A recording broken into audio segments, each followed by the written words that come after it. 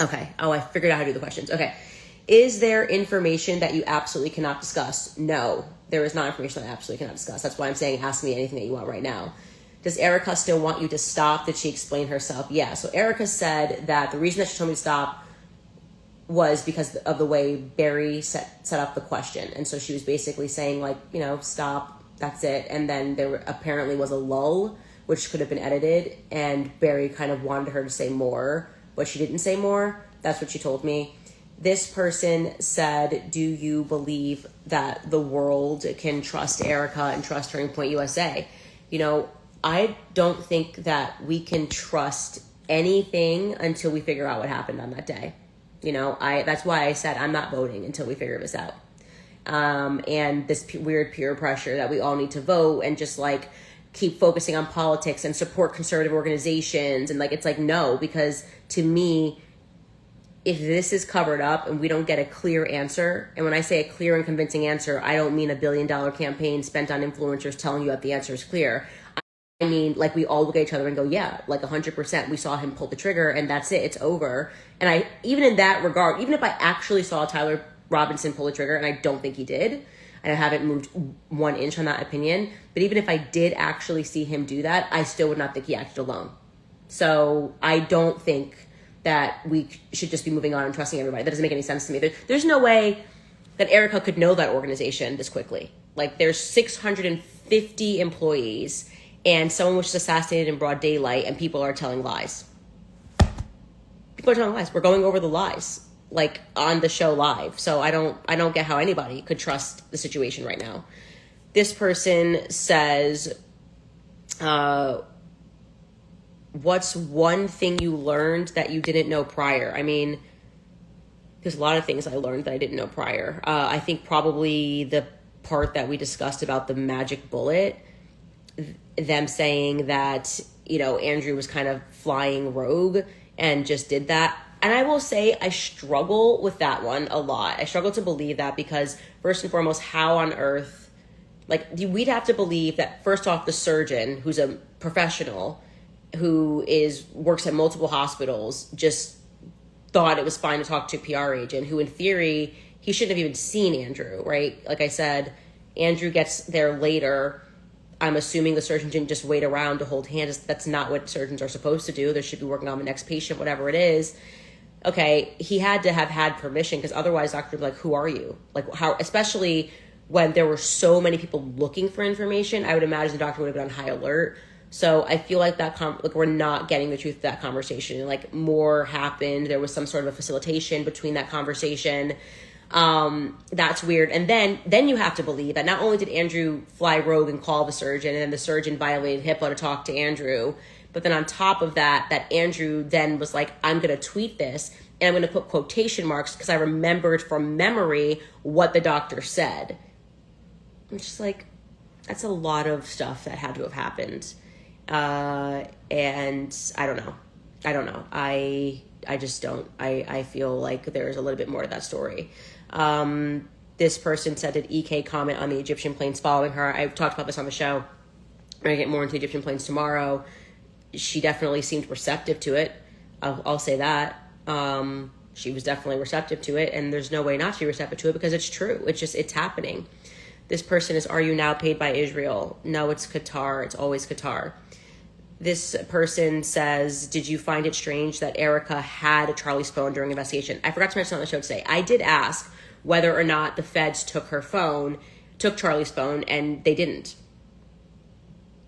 I think the feds are involved. I've been pretty clear about this. Like, I hope you guys, like, the feds are involved. Like, I just believe this in my soul that the feds are involved in this. There are some things that I have not said publicly because there was only one person who would know this and they would lose their job. Let me put it this way.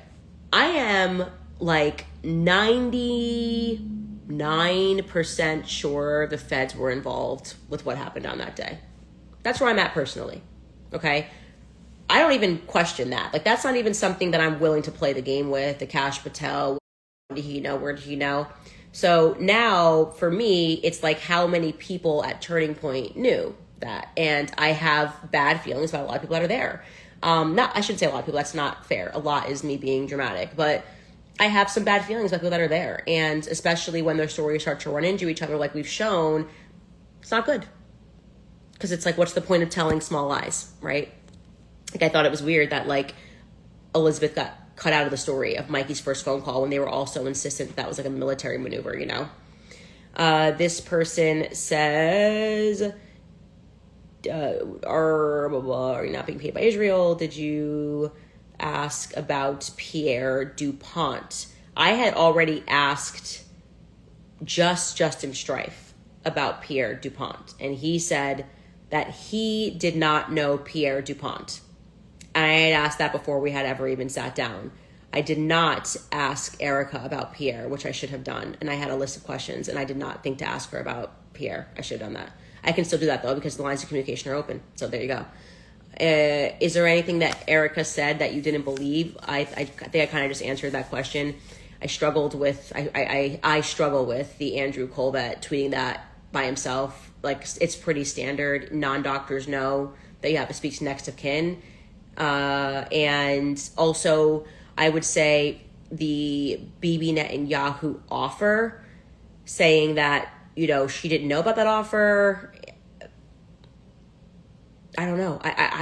Are we, like I said, I'm trying to assume that there are still these Israeli donors who are facilitating this, like, sit down with Barry Weiss. And that's the reason why there still seems for me to be this, like, protection of Israel. That's just how I feel. I feel like the company is interested in protecting Israel's interests. And I do think that there's some Israel angle to the story. And nobody made me think that other than Bibi Netanyahu right after Charlie was killed. Do you think Erika is okay? Yeah, I do think she's okay. Are you and her friends? Like, we were never, like, close friends, obviously, because what happens when you get married is you, like, focus on your family and your kids. And I started having kids right away with George while him and her were dating. We've always been cordial. We have always gotten along, and we were always very supportive of one another when her and Charlie were dating, then when her and Charlie got married. And I do think she's okay. I think, you know, something that she did say, which I mentioned on the show today, was that her and, like, basically that, like, the way that she copes is by working. Like a workaholic, you know, like throwing herself into work is like a form of grieving for her, which I think a lot of people had questions about that. I didn't ask her a question about that. She kind of offered, actually, how did that come up? She didn't offer it. There was something that I said, and then she was like, well, I can explain. I can't remember. I genuinely can't remember. I don't want to butcher it and put words in her mouth. This person says, let me scroll down here. Who does she think killed Charlie?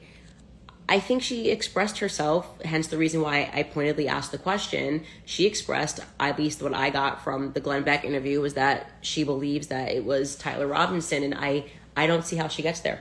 On the basis of the conversation I have with the lawyer, I feel even less compelled that it was Tyler Robinson. I was holding on to, like, the off chance that they had some smoking gun, literally like a smoking gun that we didn't have access to, and we were just like the dumb and ignorant public. That's not true. So I just don't get that. I do not get that at all. Or was I asked to sign an NDA? Clearly not. That's why I'm talking to you guys right now. What about her ties to Romania and the missing kids that she sent to Epstein Island? I never heard about kids being sent to Epstein Island. The entire thing about Romania, I have never even covered on my show. So I was not the person equipped to ask any of those questions. I kept telling you guys, like, I was fully locked in on what happened on September 10th. I obviously saw all the TikToks about her mom, about the CIA thing. Actually, her mother did come up. That was interesting. That is actually a very interesting point. I will tell you right now, the most, like, raw emotion that I have ever seen from Erika was when she was talking about her mom. She could barely get through, because I knew, like, from Charlie when they got together, like, her mom was sick, and, like, because he had sent her overseas, I think it was Iceland or somewhere, actually Austria, to try some treatment. And so I knew that her mother had been sick.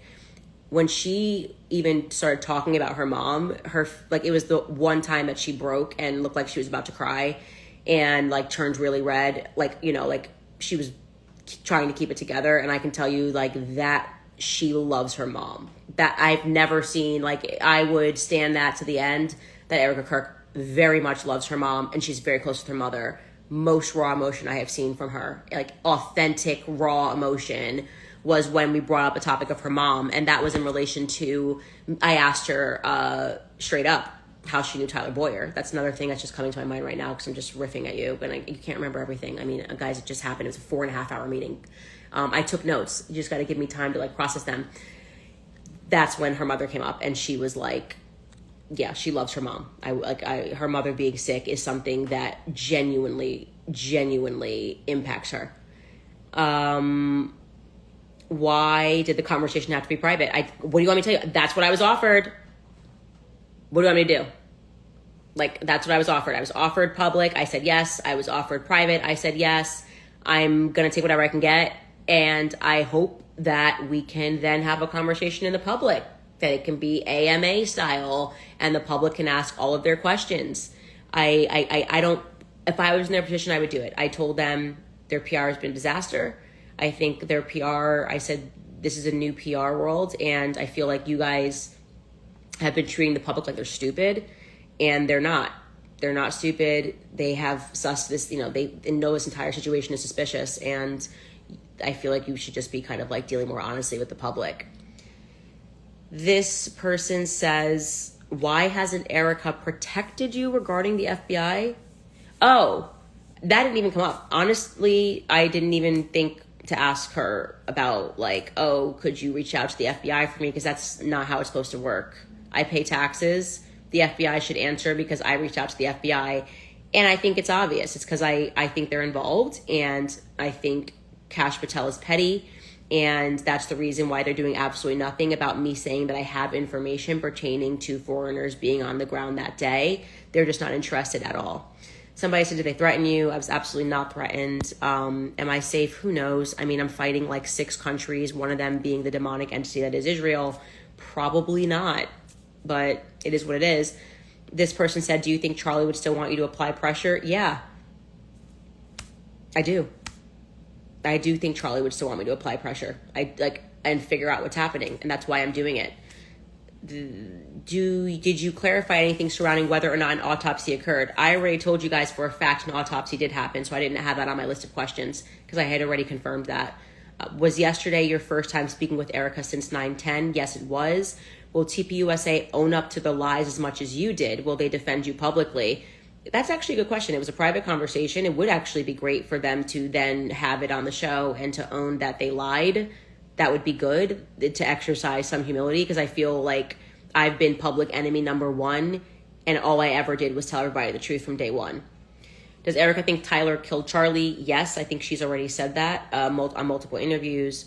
Was there discussion around UVU remodeling the crime scene? No, I forgot to ask that question, so that was my bad. Did they address the issues? Also, because I don't know that I should have thought about that, but I feel like that's more like a Fed question, and I was trying to focus on like Turning Point USA questions. Did they address the issues with the finances and taxes? They brought an entire tax document thing for me to look through. I'm not an accountant, which is why I haven't spent much time talking about their finances other than the Doge thing, which I was like, that was a weird lie. I don't understand like why Tyler would say that that's like something that he had always done. And they owned that that was not something that they had always done. So again, this is the stuff why I feel like we could have benefited from doing a public like live stream, because they did own a lot of the stuff, and it, like you said, it has not been owned in a public capacity. This person says, was Erika surprised by anything that she wasn't before? I would say, yeah, she was very surprised on one thing that I kind of surprised them with that I hadn't said publicly. And I explained to them that it was a very big reason why I am convinced that someone at Turning Point knows more about Charlie's death. I think they were very shocked by that when I told them what that thing was, which was like basically that somebody inside of Turning Point told me that. I'm not naming names, but somebody inside of Turning Point told me that Turning Point was involved. And they were kind of jaws on the floor about that, and were like, okay. And I was like, look, I haven't put that information out in the public yet because I am aware of what the ripple effect of that will be. And I also, it could very well be, obviously, in terms of conspiracy, do we think 650 employees at Turning Point USA are in on it? No. but I think it helped them see that I was being compelled by what I'm being told. And I have not told the public every single detail of everything that I've been told, because I am playing a game of chess. I need to figure out, to separate the wheat from the chaff, so to speak. And I think we've done a pretty good job of doing that. So there is that as well. I'm going to do a few more questions here. Darn, I accidentally scrolled to the top here. You guys asked a few times, who do you think? Did you find it strange that Erika has Charlie's phone during this investigation? I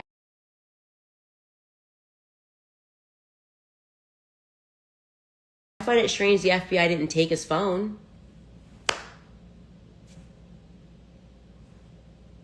But then I know they did some weird stuff, starting with in the hospital. I know the feds were there. I've never said that until just now. The feds were at the hospital way too early, in my opinion, and they did some weird stuff. I don't know what to say other than that, right? I could say more, but I'm just kind of trying to wait and process a few more things. This person says... Okay, sorry, I'm scrolling just because I realized we asked about the Doge audit. I thought I said something about that on the show today. Why do you trust the call logs? They could have been fabricated. You're absolutely right. They could have been fabricated. But if they fabricated them, to whose benefit? It actually made it seem like everybody lied. So, of course, they were, in fact, edited. It wasn't the full call log, uninterrupted, printed from the website, because they wanted to just show me the relevant portions. But that's all we had.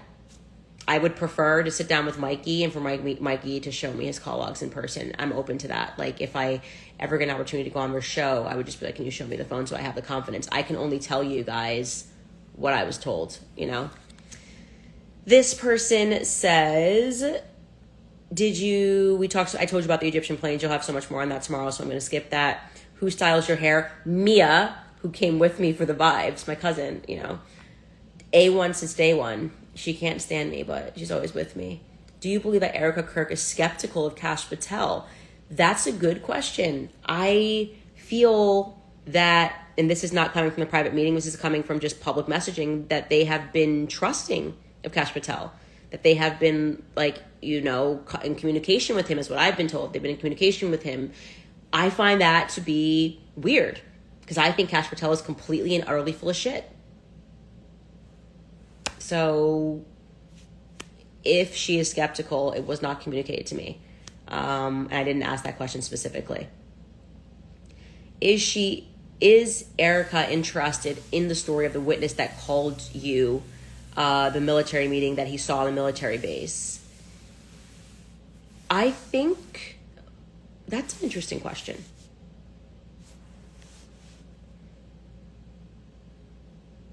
I don't feel that I got they were not, I guess what's the word? They're agnostic. There wasn't a oh, whoa, that's really weird. And there wasn't a well, actually, I shouldn't say there wasn't a chance to shut it down. What they did was they brought Brian Harpole's, his travel logs from Tokyo. Because remember, initially when I did the episode, I was like, oh, they couldn't have made it back in time for this meeting. I was actually wrong about that, because I was forgetting how much time you gain back when you fly back from Tokyo. I think we figured out through this series, I'm not the best at time zones. Anyway, so they had his travel stuff. And I have his travel stuff, which is why I said we'll get back into the Camp Huachuca thing later. And by no means is it shut down. This is a very strong lead. And I do sense that there was major panic about this meeting. The attacks leveled up. And that's saying a lot, because they've been attacking me nonstop. So when they gave me Brian Harpole's thing, I looked at it, I was like, oh, this doesn't debunk anything. He could have definitively made it, because I explained to them that Brian Harpole, that person who is certain that he saw Brian Harpole, he says, and we're going to have him on the show hopefully tomorrow, he says that he saw Brian Harpole, and that was around 7:47 a.m. So he's unaccounted for during those times. What I can tell you is, and I'll show you this tomorrow, Brian Harpole got back from Tokyo into Dallas early in the morning on September 8th. So that's a full day. He could have been at Camp Huachuca on the 8th. But Brian Harpole, by the way, is calling around, like telling people he's going to like sue me or something, which is weird because he hasn't even sent a cease and desist. He's like talking to Tim Pool apparently and saying weird stuff, and got a message out to somebody else and was like trying to seed. Like basically I feel like Brian Harpole is scared of us investigating Huachuca, and so he's intentionally signaling to people in the public that he's going to sue me. And when people as a strategy don't just like hit you up and say, hey, you got something wrong, here's so you can correct it, but then go the route of like legal threats, they have something to hide. It's very simple to just like shut something down with the truth and say, hey, I saw this, you got mixed up. He's trying to like scare me with lawsuits. So I feel like Camp Huachuca is the undoing of everything, okay? Tomorrow's episode is going to be very interesting. And that's all I can say, like, for right now, because we had to put the pieces together and trying to figure out who was there at that meeting. But Baron Coleman's episode really helped build upon the fact that someone very important from DC was at that meeting. And he verified, in case you didn't see it, that this was a high-level meeting. I had people on the base who verified that the windows were blacked out. It was turned into an intelligence operation. Also, that in general, Camp Huachuca is an intelligence base. He stumbled upon this meeting, and it could literally solve the entire Charlie Kirk case. That's why I said I need to focus my energy on that, because I feel like part of this creating this like war with Erika and people saying this, that, you know, I was beating employees at Daily Wire, and them even releasing like the firing tape. I didn't even discuss this today. The firing tape of Jeremy Boring on stage, firing me and calling me anti-Semite. It feels like they're trying to distract me because it's the last week of the podcast. And I feel like I have to focus on this. Like I feel like we could solve it. So if we get any detail about the Camp Huachuca base. So I don't know. That's where I'm at right now. I won't answer any questions. Like I said, I'm not convinced by anything. So I'm sorry if you are upset that I took the only opportunity that I was given to sit down and try to get answers, and did my best to kind of deliver to like the high level, low level. I do think it's good that we have communication with Turning Point USA. I think that's a good thing, because it allows us to, when we find a lie, to instantly have me message Justin and say, hey, you said this or he said that, what's the deal? Like otherwise we're just going, okay, we don't know why they lied. So I don't know. I feel like that I did the right thing on that, like trying to like facilitate a conversation, and I am 1000% open to still having that conversation in public. Maybe now she feels comfortable to do it publicly because she did it privately, you know.